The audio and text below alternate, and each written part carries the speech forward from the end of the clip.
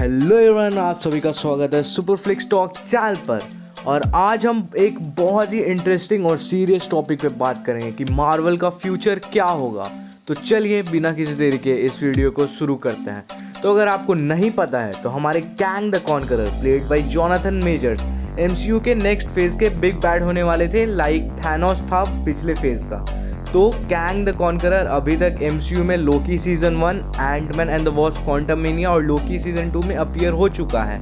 और Kang the conqueror का रोला भी सेट किया जा रहा था जैसे कि थैनोस का किए थे ये लोग। लेकिन कुछ महीनों पहले न्यूज़ आती है कि जोनाथन मेजर्स पे अपनी महिला मित्र पे असॉल्ट करने का केस लगा है।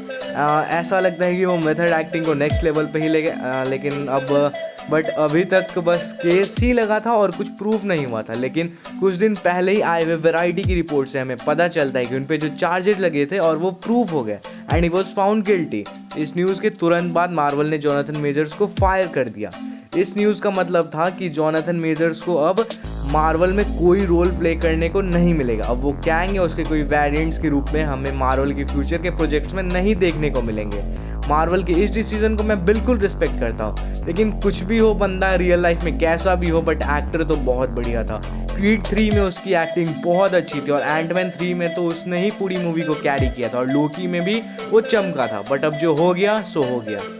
जब कोई बंदे पर ऐसे चार्जेस लगते हैं तो उसका इंडस्ट्री में कमबैक करने का चांसेस बहुत कम हो जाते हैं। अब हमने जोनाथन मेजर्स के ऊपर तो बहुत बात कर ली, लेकिन अब बात करते हैं कि मार्वल अब क्या करेगा, क्योंकि उनके नेक्स्ट अवेंजर मूवी का टाइटल ही था अवेंजर्स कैंग डायनेस्टी। बट अब रिपोर्ट्स आ रहे हैं कि उसका नाम बदलकर अभी के लिए अवेंजर्स 5 रखा गया है। तो अब मार्वल के पास दो चॉइसेस है। पहला और सबसे आसान कि वो कैंग को रिकास्ट कर ले और ऐसा दिखाए कि वो कैंग का कोई वेरिएंट है। लेकिन ये बहुत रिस्की हो सकता है क्योंकि जोनाथन मेजर्स ने कैंग के एक्टिंग का लेवल सेट कर दिया था और कोई दूसरे एक्टर के लिए उसको पार करना बहुत मुश्किल है। और फैंस के लिए भी उस बात को एक्सेप्ट करना भी कि अचानक से कैंग ही बदल गया और उसको कोई दूसरा एक्टर प्ले कर रहा है, वो भी बहुत मुश्किल है।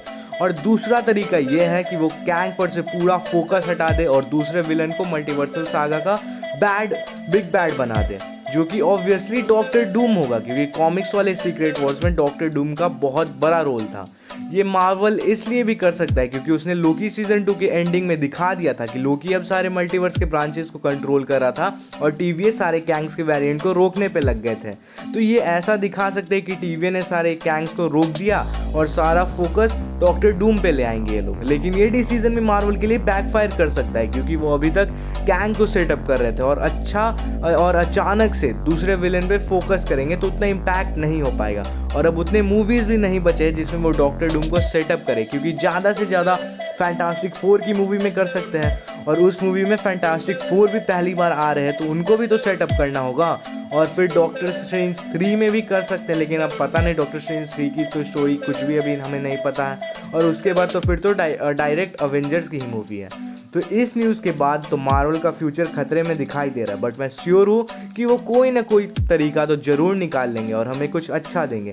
Let's hope for that. तो अब हम मार्वल के नेक्स्ट अनाउंसमेंट का ही वेट करना पड़ेगा कि देखने के लिए कि वो कौन से पाथ को चूज़ करेंगे। तो हाँ, अब मैं आपसे अलविदा लेना चाहूँगा। अगर आपको ये वीडियो पसंद आई तो प्लीज़ लाइक, एंड अगर आप मेरे चैनल पर नए हैं तो please subscribe. Thanks for watching, bye.